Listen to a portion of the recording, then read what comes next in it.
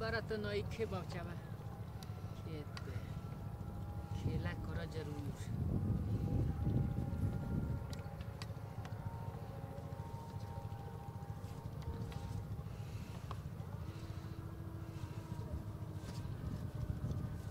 तो बतिए बारे मर्दवा तुरलो बेकारे हो बारा को दिन ले मन करता कुहाड़ा के तकारी खाए के तो बड़ बात चलो लेके का सही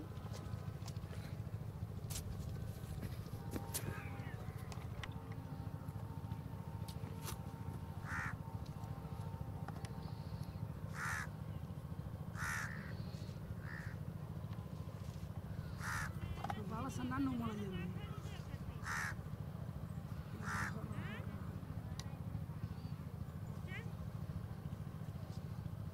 छोटी छोटा तबा है ना सर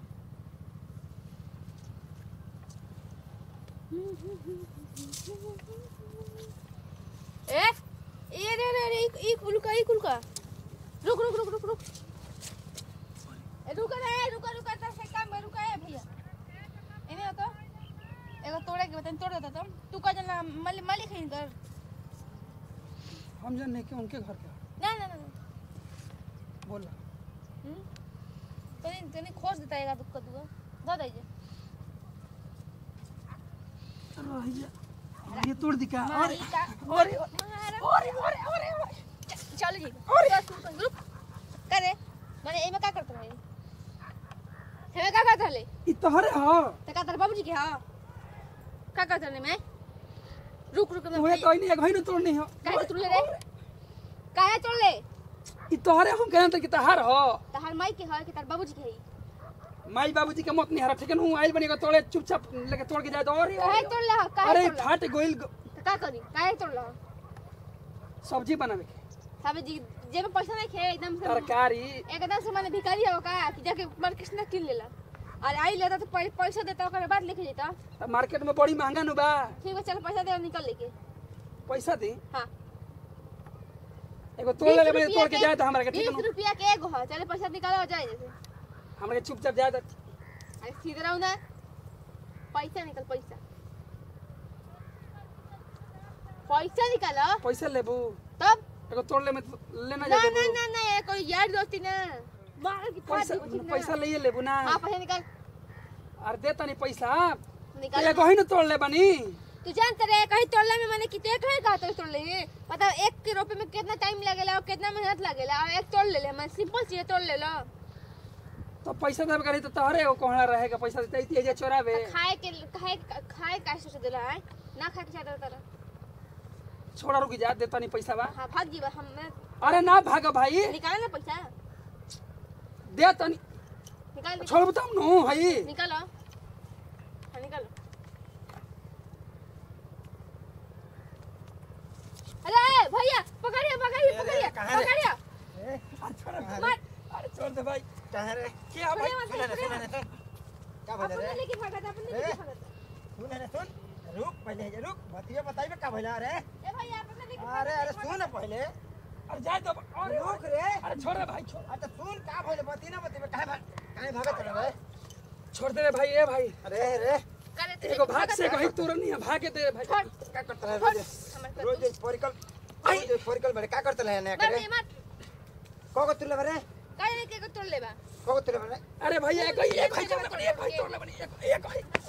ही तोड़ ले बनी एक लाते लाते मार के एकदम कहत है नु अरे एक ही तोड़ ले बनी चले बड़े भैया कथा ढेर तोड़ ले ए भाई मारो मत हम पैसा दे तनी ठीक नो निकाल हां पैसा दे अब 50 रुपया परिकल बा एक कोना के 50 रुपया निकाल अरे ना रे भाई परिकल नहीं रोज परिकल बा आई निकाल तू ले त केनो के खेत में टॉप दे कोई दिन हमारा हवा मिलो लगे एगो देखिए से जाता तकारी कर लेता मैं अभी रोता निकाल अभी रोता मैं निकाल पैसा निकाल मैं अभी छोड़ दे रे निकाल पैसा निकाल छोड़ दे रे भाई छोड़ दे हमने तोरे पैसा निकाल पैसा छोड़ दे रे भाई छोड़ दे ए ठीक जा का भइल काहे खाती हालत अरे भैया दो कद्दू तोड़ चले का कर ले रे चल भाई एगो सब्जी खातिर कोई नहीं है तोरे नो जो कर जो